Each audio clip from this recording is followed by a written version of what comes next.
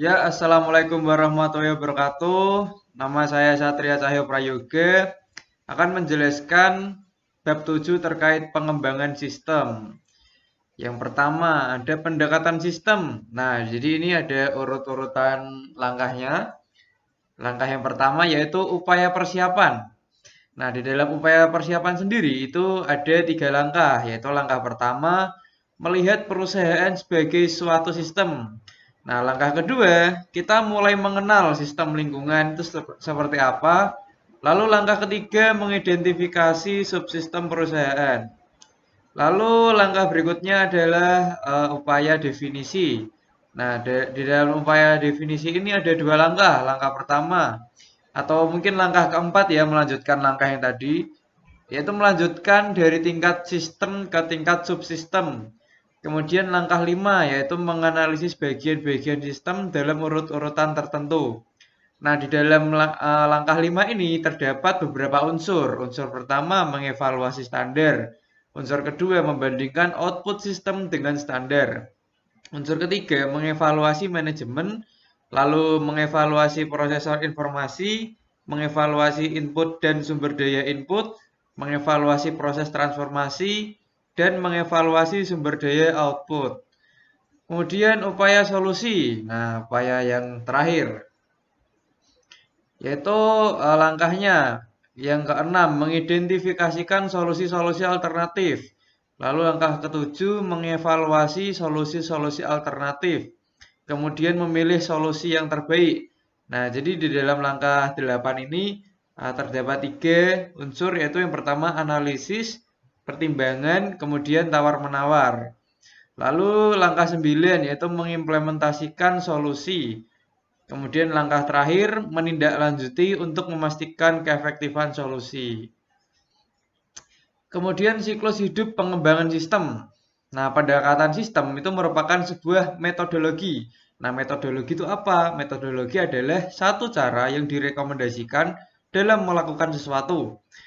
Nah, pendekatan sistem itu adalah metodologi dasar dalam memecahkan segala jenis masalah.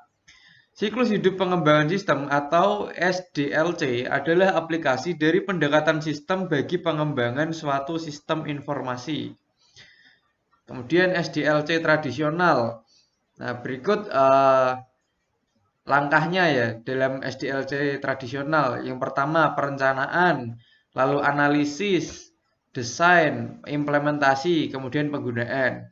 Yang pertama perencanaan yaitu kita merencanakan, kemudian menganalisis, kemudian desain itu artinya kita mendesain, membuat desainnya, lalu mengimplementasi yaitu melaksanakan, lalu menggunakan seperti itu. Prototyping, jenis-jenis prototyping. Nah, jadi jenis prototyping itu ada 2. Yang pertama pengembangan prototype evolusioner dan prototype persyaratan. Nah, berikut cara membuat prototipenya ya. Yang pertama, pengembangan prototipe evolusioner, yaitu mengidentifikasi kebutuhan pengguna itu yang pertama. Lalu langkah berikutnya itu membuat satu prototipe. Langkah ketiga itu menentukan apakah prototipe dapat diterima. Lalu yang terakhir menggunakan prototipe itu sendiri. Kemudian jenis yang kedua itu cara membuatnya. Membuat kode sistem baru, lalu menguji sistem baru, kemudian menentukan apakah sistem yang baru dapat diterima, kemudian membuat sistem baru menjadi sistem produksi. Daya tarik prototyping. Nah, ini daya tariknya. Yang pertama, membaiknya komunikasi antara pengembang dan pengguna. Kemudian pengembang dapat melakukan pekerjaan yang lebih baik dalam menentukan kebutuhan pengguna. Daya tarik yang ketiga, pengguna memainkan peranan yang lebih aktif dalam mengembangkan sistem. Kemudian pengembang dan pengguna menghabiskan waktu dan usaha yang lebih sedikit dalam mengembangkan sistem.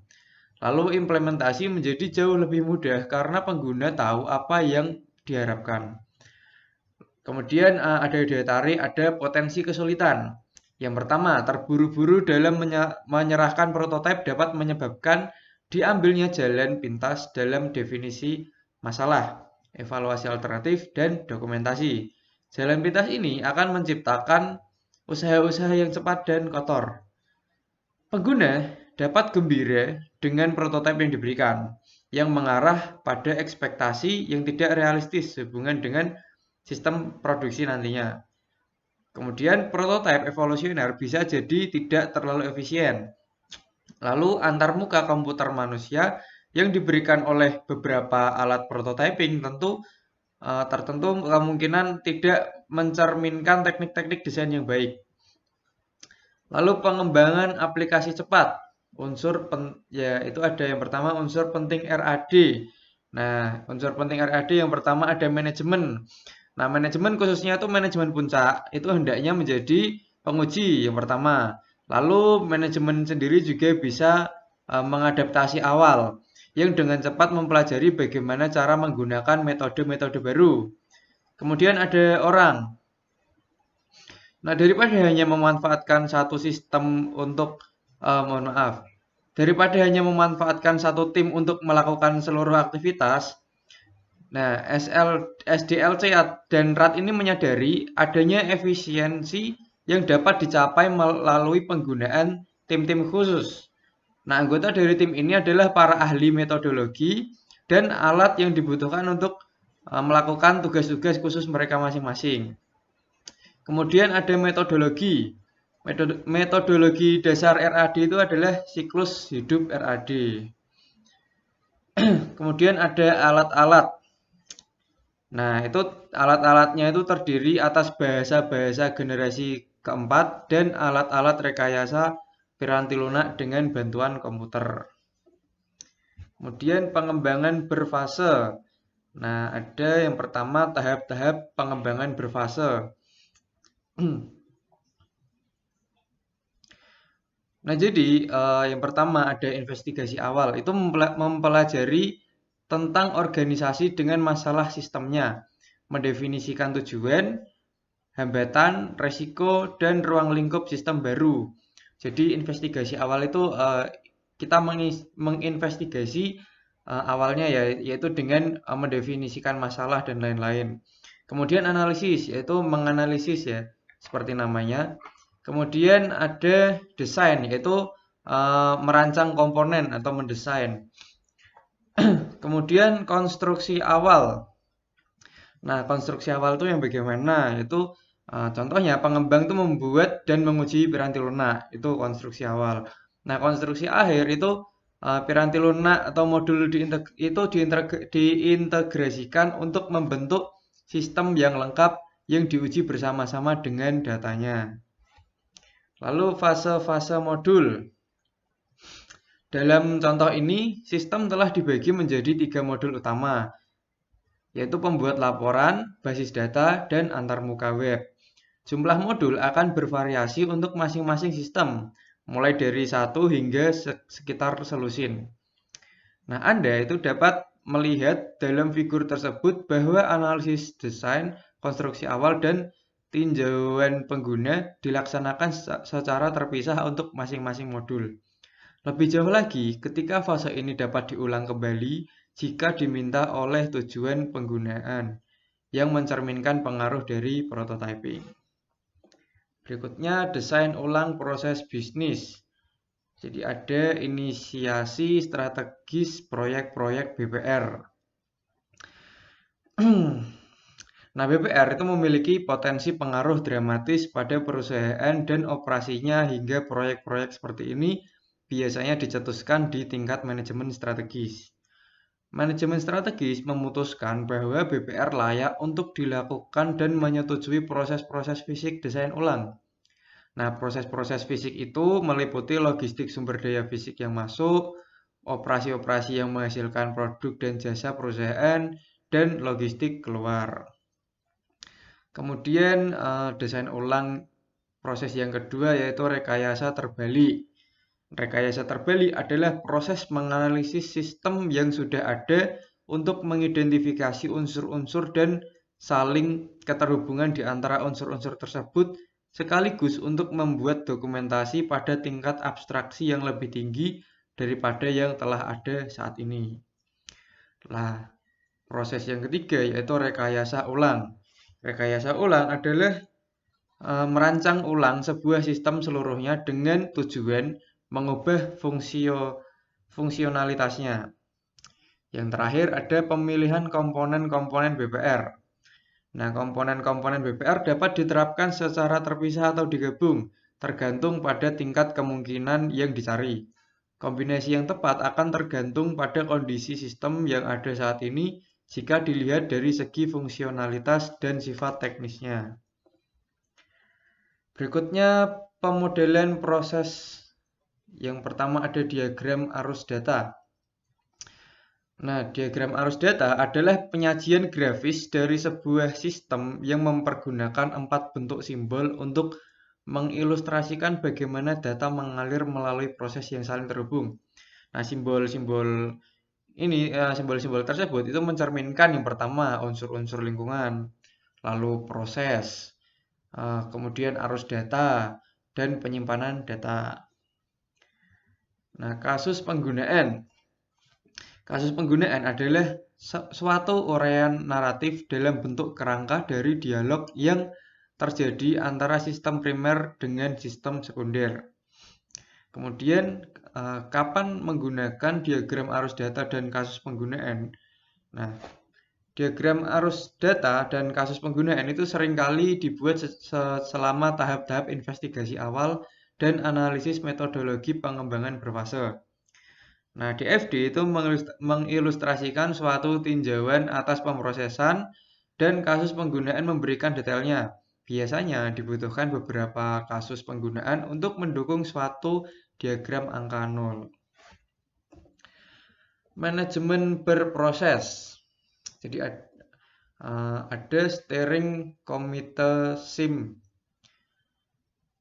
Nah, jadi steering committee SIM itu menjalankan 3 fungsi utama. Yang pertama, fungsi menciptakan kebijakan, lalu fungsi melakukan pengendalian fiskal, kemudian fungsi menyelesaikan perselisihan. Kemudian kepemimpinan proyek.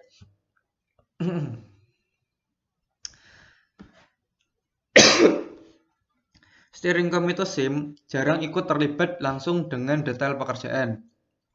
Nah, tanggung jawab itu jatuh ke tangan tim proyek. Nah, tim proyek itu meliputi semua orang yang ikut berpartisipasi dalam pengembangan sistem informasi. Satu tim dapat memiliki anggota hingga selusin yang terdiri atas gabungan beberapa orang pengguna, spesialis informasi, dan mungkin auditor internal. Nah, jadi yang termasuk dalam tim itu ada terdiri atas ini spesialis informasi sama auditor internal. Kemudian mekanisme manajemen proyek. Dasar dari manajemen proyek adalah rencana proyek yang dibuat selama tahap investigasi awal ketika metodologi pengembangan berfase diikuti. Setelah tujuan-tujuan proyek, kendala, dan ruang lingkupnya telah selesai didefinisikan, kita akan dapat mengidentifikasi pekerjaan-pekerjaan yang harus dilaksanakan. Kemudian dukungan web bagi manajemen proyek. Nah, selain sistem manajemen proyek berbasis Piranti lunak seperti Microsoft Project, nah, dukungan juga dapat diperoleh dari internet. Sebagai contoh, Logic Software. Nah, itu sebuah perusahaan ya. Nah, sebuah perusahaan yang berbasis di Toronto itu menawarkan sebuah sistem manajemen proyek yang disebut easyproject.net. Mengestimasi biaya proyek. Nah, jadi estimasi biaya proyek yang pertama itu ada input pengestimasian biaya. Nah, di dalam inputnya itu ada kebutuhan sumber daya, kemudian tarif sumber daya, estimasi durasi aktivitas, kemudian informasi historis. Kemudian alat-alat dan teknik estimasi biaya.